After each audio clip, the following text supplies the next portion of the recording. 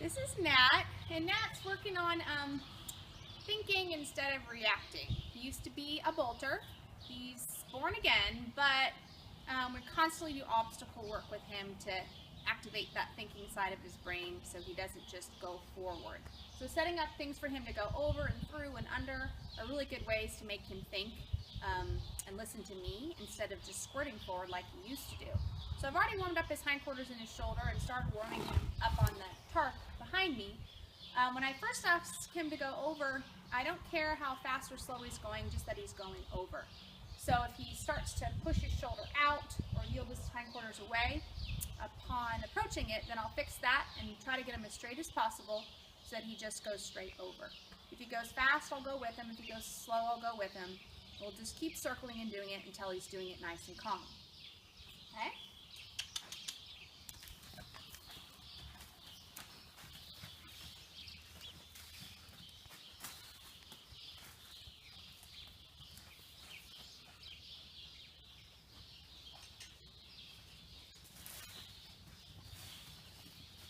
Now what he tends to do is kind of ignore obstacles sometimes. And you can kind of tell, compared to some of the other horses we work with, there's a little lick and chew, but he doesn't really tend to really melt and soften and really drop his head down like everybody else. It takes a little bit of work to get him there.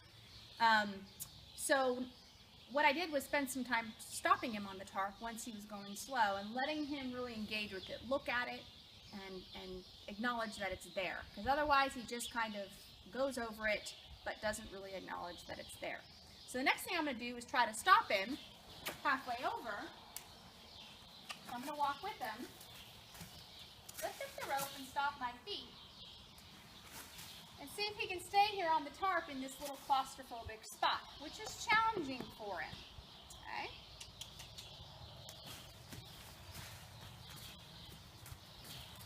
But he's doing better. It took a little while to get to that point with him today. Now, if I ask him to stop, and he doesn't stop, I don't reprimand him with the halter. I just let him circle around and we try it again.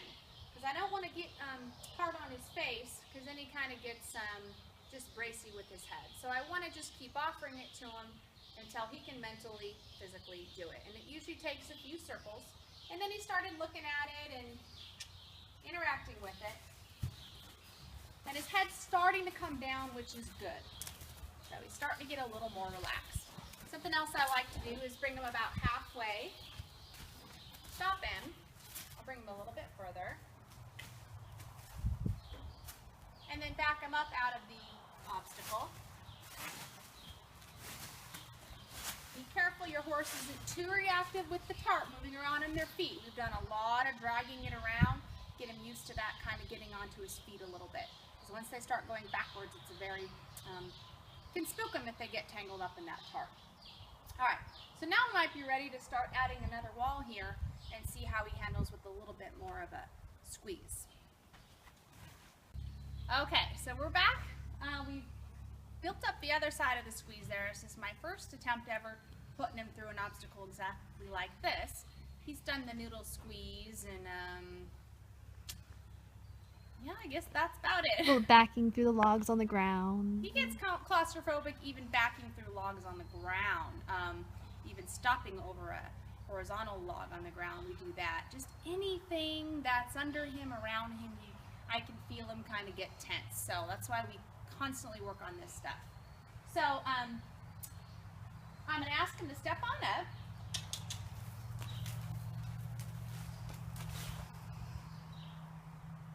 The fact that he's touching it is actually a good thing. I'm going to give him all the time he needs to investigate it because he's interacting with it and he's not pretending like it's not there. Now notice that his shoulder's straight and his hindquarters are straight. So as long as he's straight, and I'm going to kind of hold that with my bubble here, then it's fine. I'm not going to put any pressure on him until he looks like he's softened a little bit. And then I'm going to ask him to go forward. And he gave me a little try there, so I'm going to release. And then ask him again.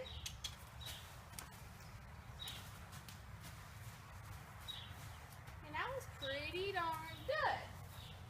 So I did did give him a little release because he took that first step, and I didn't want to put too much pressure on him. Didn't want him to feel like he had to do it.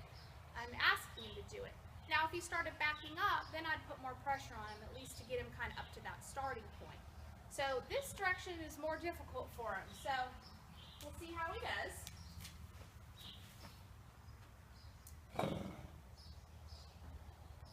Dropping his head all the way down to the ground, that is good. One of his spooks was he was stepping over a log and he rolled it. And he didn't even know it was there because he was ignoring it. So when it rolled, he just freaked out. His first bolt was when my helmet hit some branches and he took off. And the third one was when we saw some helium balloons. So we've done a lot of work with helium balloons since then. But those are my first 3 rides on him, and I didn't really know his background. And after 3 bolts, I decided to take him back to the beginning and really work on his self-control a little bit before I started taking him back out on the trail.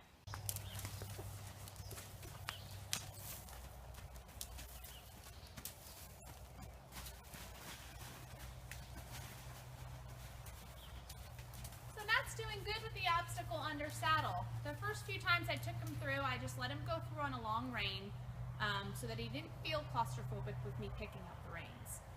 But I am working him on contact now so that he can kind of handle that rein as support and not get worried about it. So when we come around this time, I can actually kind of just loosen up my reins, let go of my seat, and let him stop halfway through. And he's stopping and handling that really nicely. He's even backing up pretty good out of the obstacle. Pick up your feet, buddy. Please don't take it with you.